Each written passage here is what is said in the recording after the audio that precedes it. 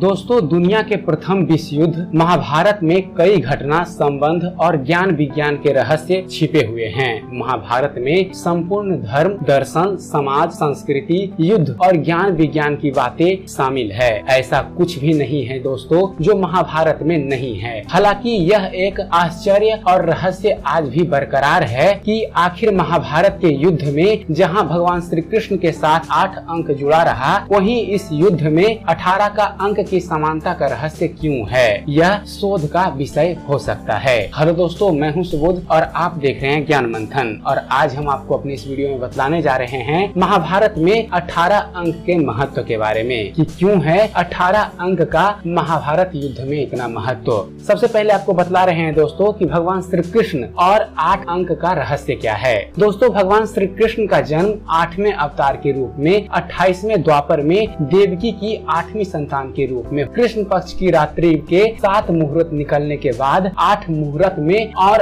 अष्टमी के दिन 3112 ईसा पूर्व हुआ था। भगवान श्री कृष्ण के जन्म के दौरान 8 का जो संयोग बना उसमें भी क्या कोई रहस्य छिपा हुआ है। गौरव तलब है कि भगवान श्री कृष्ण की 8 पत्नियां भी थी। 8 अंक का उनके जीवन में बहुत महत्व रहा है। और अब बात करते हैं दोस्तों महाभारत युद्ध में 18 के रहस्य के बारे में। दोस्तों, कहते हैं कि महाभारत युद्ध में 18 संख्या का बहुत महत्व है। महाभारत की पुस्तक में 18 अध्याय है। भगवान श्री कृष्ण ने कुल 18 दिन तक अर्जुन को भगवत गीता का ज्ञान दिया था। 18 दिन तक ही महाभारत का युद्ध चला। गीता में भी 18 ही अध्याय हैं। कौरवों और पांडवों की सेना में कुल 18 अश्विनी सेना थी, जिनमें कौरवों की 11 और पांडवों की 7 अश्विनी सेना थी। इस युद्ध के प्रमुख सूत्रधार भी 18 थे। इस युद्ध में कुल 18 योद्धा ही जीवित बचे थे। हम सभी जानते हैं कि महाभारत का युद्ध कुल 18 दिनों तक ही चला था। इस दौरान भगवान श्री कृष्ण ने 18 दिनों तक अर्जुन को गीता का ज्ञान दिया था।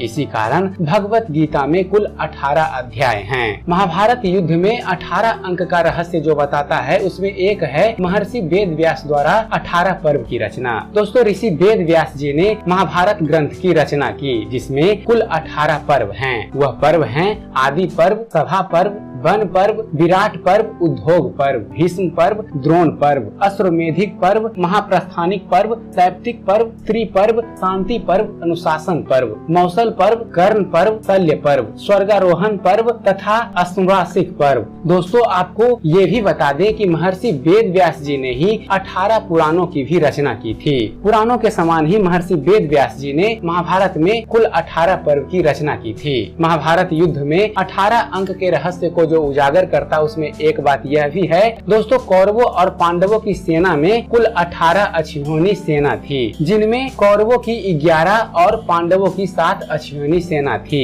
इस युद्ध के प्रमुख सूत्रधार भी 18 ही थे, जिनके नाम कुछ इस प्रकार हैं: धृतराष्ट्र, दुर्योधन, दुशासन, कर्ण, शकुनी, भीष्म, द्रोण, कृपाचार्य, अश्वत्थामा, कृतवर्मा, भगवान श्री कृष्ण, युधिष्ठिर, भीम, अर्जुन, नकुल, सहदेव, द्रौपदी एवं विदुर। दोस्तों, 18 की संख्या का अंतिम आश्चर्य यह है कि महाभारत के युद्ध के पश्चात कौरवों की तरफ से 3 और पांडवों की तरफ से 15 यानी कुल 18 योद्धा ही जीवित बचे थे। सवाल यह उठता है कि सब कुछ 18 की संख्या में ही क्यों होता गया? क्या यह संयोग है या इसमें भी कोई रहस्य छिपा हुआ था? तो ये थे दोस्तों महाभारत युद्ध से 18 की संख्या से जुड़ा हुआ रहस्य। और दोस्तों, चलते चलते एक ज्ञान की बात। स्वामी विवेकानंद जी कहा करते थे, अगर धन दूसरों की भलाई करने में मदद करे तो इसका कुछ मूल्य है, अन्यथा यह सिर्फ बुराई का एक ढेर है और इससे जितना जल्दी छुटकारा मिल जाए उतना ही बेहतर है। तो आशा करते हैं आप सभी को हमारा ये वीडियो पसंद आया होगा।